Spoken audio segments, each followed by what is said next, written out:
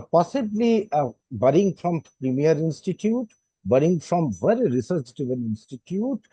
You can say that 60 to 70% of the PhD holder, they are in large. But the moment you made PhD as an entry criteria, it happened that it started mostly. The private university, they hired like Pratim Ranjan Bose, Anjan Chakrabarti, and all their retired fellows. Okay. And they will simply take you 6 lakh rupees, 7 lakh rupees, 10 lakh rupees. And after 2 or 3 years or 2 years, you will get a PhD. I see that one particular teacher, within a span of time, 100 PhD scholars, 150 PhD scholars. That means you just give a positive report to a very shoddy PhD of my scholars, I will do the same. At the end of the day, UGC is trying to rectify the things. But the problem is that it's not that it is a holy cow. So It is you have happening. all the journals have that rating system. Na? There is a rating. All the journals are rating system, but there are in between the predatory journals, they got into the system. And this to wipe out this predatory journal, because it's an international kind of a scam, unqualified people. Cut down the number of intake of PhD.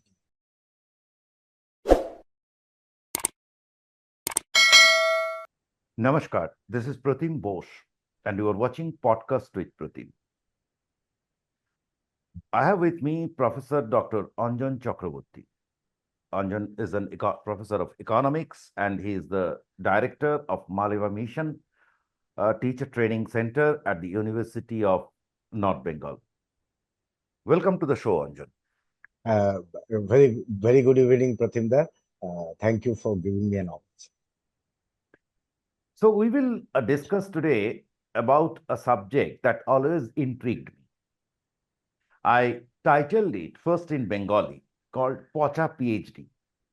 There is an alliteration. Pocha means rotten. Anjan, when I was younger, I used to look up to these people with the doctorate ahead of their name with a degree of admiration and a sense of inferiority complex. Then I saw that in this, you will often see these news that some few lakhs of people applied for the job of some, cleaner or something, very group D staff in government. And in them, there will invariably be some PhDs. Okay. I have many more examples from the life, but overall, you tell me, who the hell, if he has a degree of ability, basic minimum ability, why should he go and queue up for the job of a group D staff or something? Can you tell me that what percentage of these PhDs really worth it? It's very difficult to say absolutely that what percentage is worthy. Before that, a very simple story, which is the lighter vein I'd like to share, which was quite popular once upon a time. That is in Bihar, one of the ministers reached at a particular university and told that, okay, you give me a PhD. Okay, fine, fair enough, you take the PhD degree. Yes, I got it. And the next he told that, okay, he came with he was riding a horse and then mere घोड़े को भी एक degree they. And then he told us, sorry sir, I cannot give a घोड़ा a degree because we can only donkey को देते हैं, गधा को देते हैं, घोड़े के degree नहीं. So once that was a kind of especially the Bengali chauvinists, they used to make a huge laughter on Bihar, but that became a paradigm. That is a very severe change. So therefore, if you ask me the percentage, possibly budding from premier institute, budding from very research-driven institute, you can say that 60 to 70% of the PhD holder, they are in large. Number one. Point number two, I would like to add here, the requirement, the demand increased exponentially because to have an entry-level criteria at the college or universities, earlier there was a national eligibility test. That was more, and that was still a very valued exam. It's really having its own standard. And there is a junior research fellow who is at the top uh, of that particular list. They used to get the junior research fellowship. Now, this is having some kind of productivity and productive research because the quality being ensured through a national level examination. But the moment you made PhD as an entry criteria, it happened that it started most the bomb is really, or rather, the you can say the box, which is the worms, are really out. So that's a very pathetic and sordid story of the PhD. So there, All PhDs are through net, right? no, it's like earlier the rule was something like that, that you can qualify for a NET examinations and you will be eligible. Even I did my PhD after working for almost 10, 12 years. The Right. reason is that I want to have some kind of independence in my ideas. So there was no compulsion. But the moment you made it a entry criteria, and now after qualifying NET only, this last year, the last regulations of the UGC brought it. And that's a very good effort that you can be enrolled for the PhD. That means some kind of standardization is taking place a priori. But otherwise, across India, even today also still valid. It just so happened that, okay, it's just like what I'll give you a very real story. I'll not name the state, particular state. The private university, they hired like Pratim Ranjan Bose, Anjan Chakrabarti, and all their retired fellows. Okay. And they will simply take you 6 lakh rupees, 7 lakh rupees, 10 lakh rupees. And after 2 or 3 years or 2 years, you will get a PhD. And what this Pratim Ranjan Bose, Anjan Chakrabarti, and alike will do, they will write the thesis. So that was kind of a spoil the entire research. And more or less, researchers in our country is is hardly any connected the society with the policy. That is the biggest, one of the strongest drawback in our system. That's a very pathetic tale. You said 60 to 70% are trash PhDs.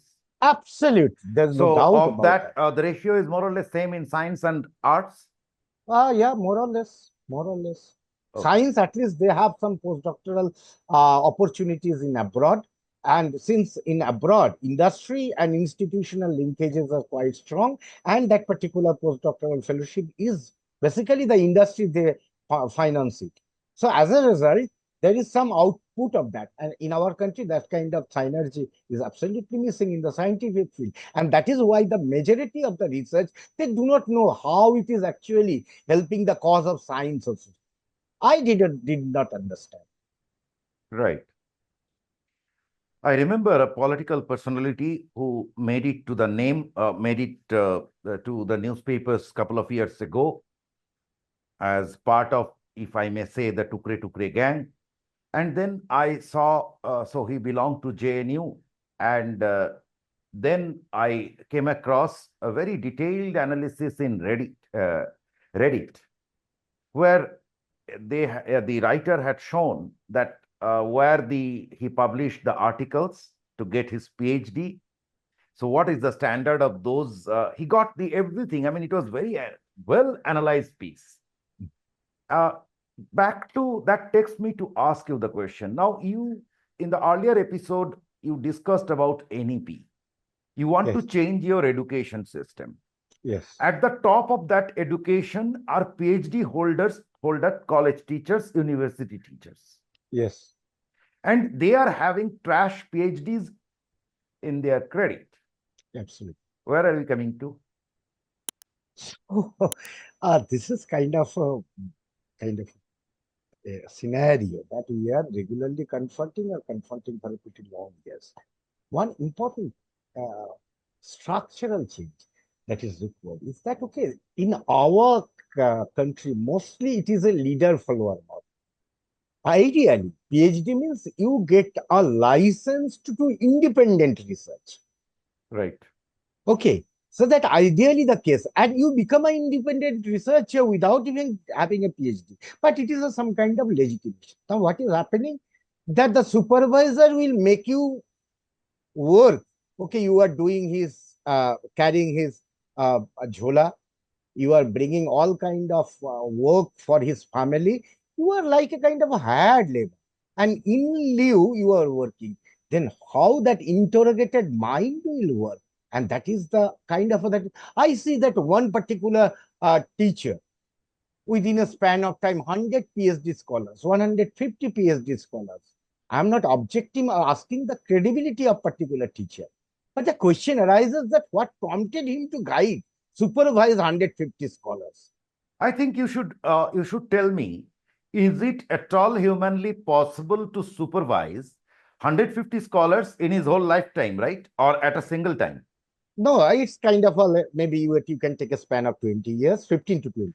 In 15 to 20 years, 150 PhDs Yes. students he is guiding. And it can reach to up to 300 even.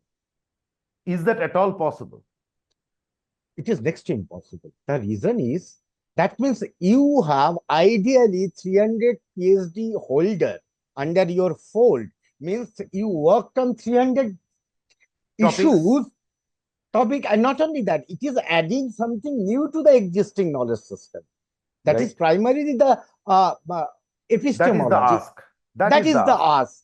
That means that purposely or ideally that got absolutely diluted. What you are doing, you are just taking a matchbox and showing the different signs of the same fair. But I'm trying to take you to the next level.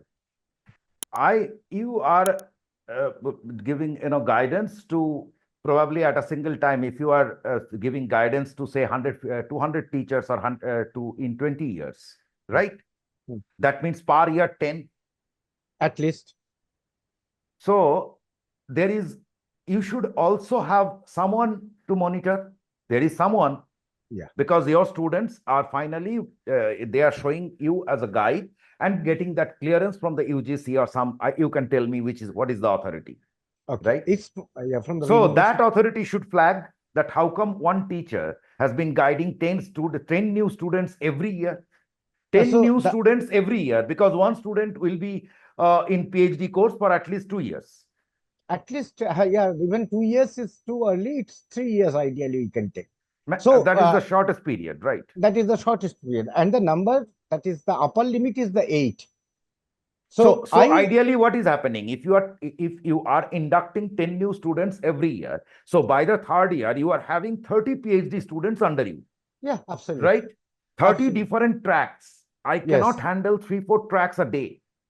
And not only that, I cannot have expertise on so numerous issues.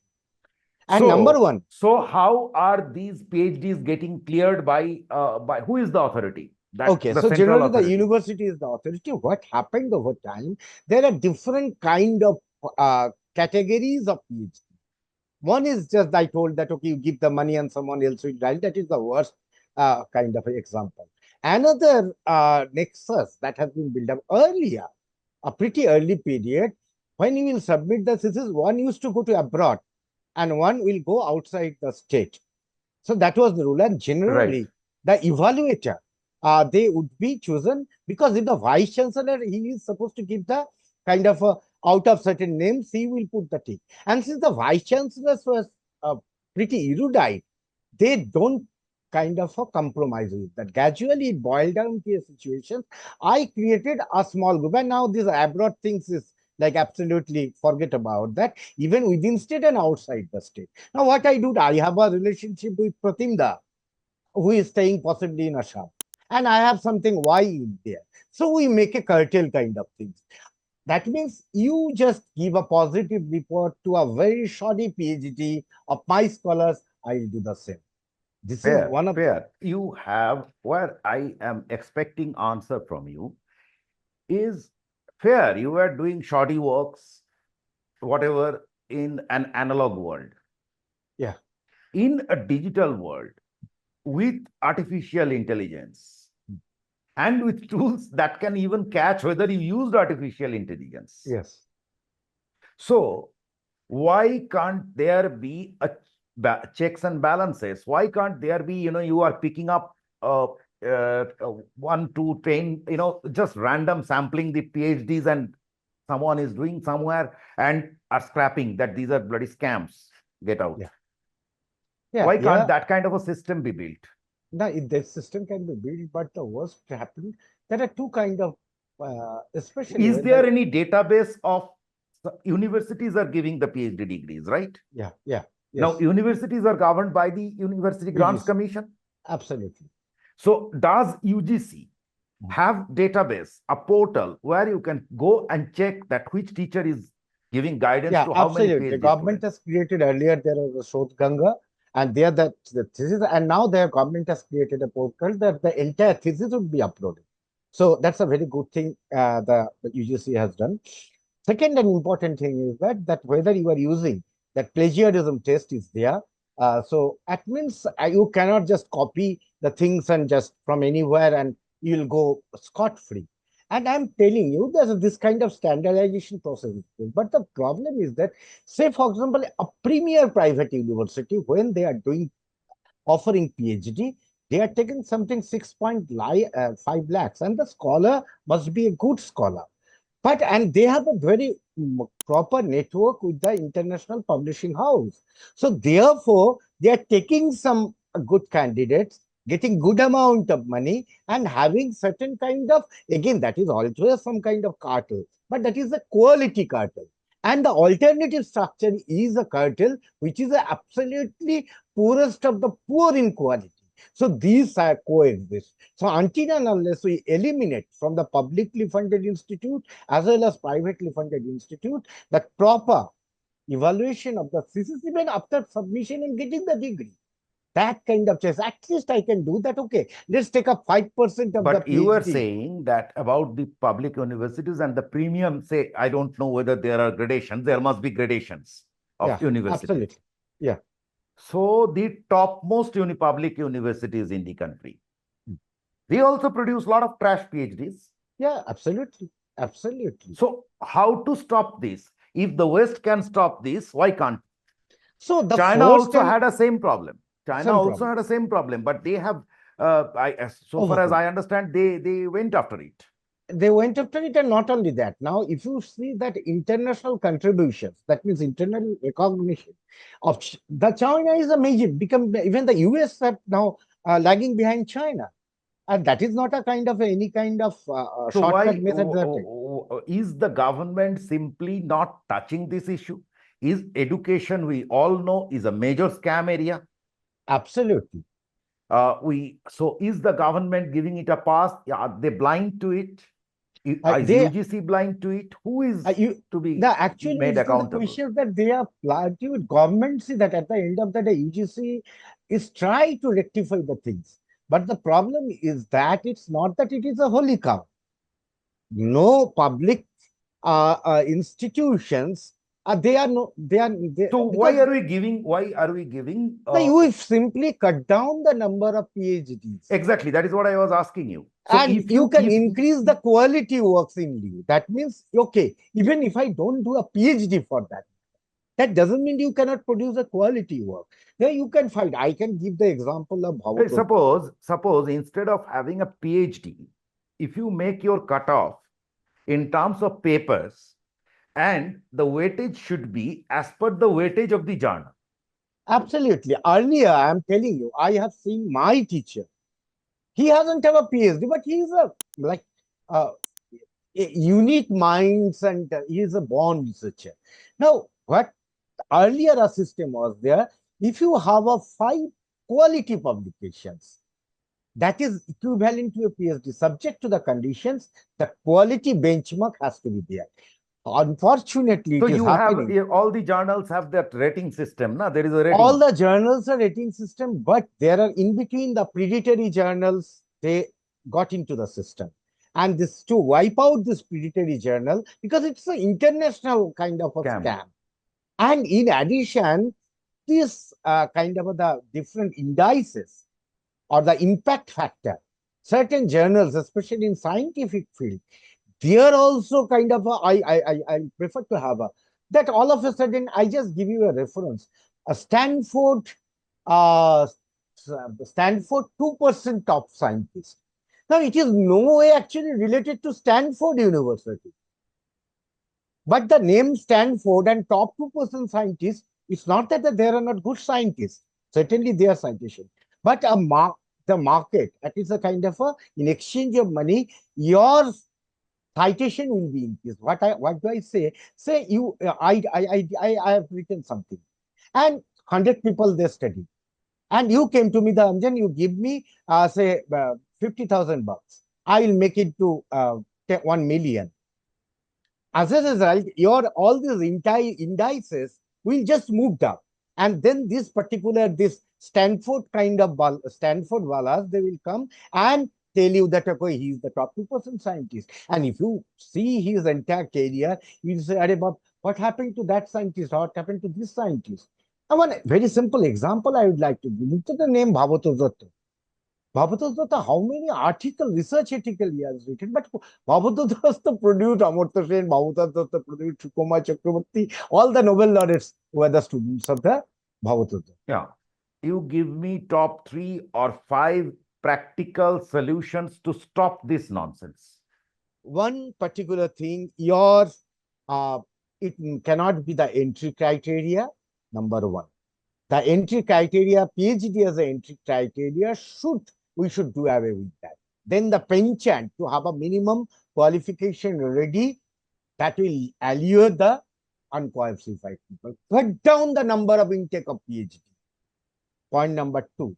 Point number 3, your publications and contributions to industry and society vis-a-vis. Because otherwise... So once again, you will fall into that predatory journal scam. No. That you have to stop. You have a very clear-cut monitoring. I think Modi government did something on that front. Yeah, they worked quite a lot, and especially I know the people that the UGC care list they have created, and they keep on updating that one. I don't know, all of a sudden that was taken away.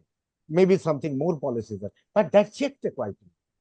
They standardized the journals, and a very good group of erudite people they work to create that. Okay. So this has to be. Next one is that, as I told you, that the number of percentage of PhD, and then you should have a kind of a policy where 5% of the PhD across the discipline would be checked. And if you find that out of this 5%, maybe 3%, they are not even entitled to this particular PhD, or that work is a trash, then you give a very clear-cut, your PhD will be cancelled. Your degree would be cancelled. You have to take this kind of bold decision. Otherwise, there is no escape route. And yeah, that has to be done. There is no requirement to have so many doctorates in our country. Having spoken to you, I feel there is no requirement of having so many universities, so many professors, because after all, they are into this scam.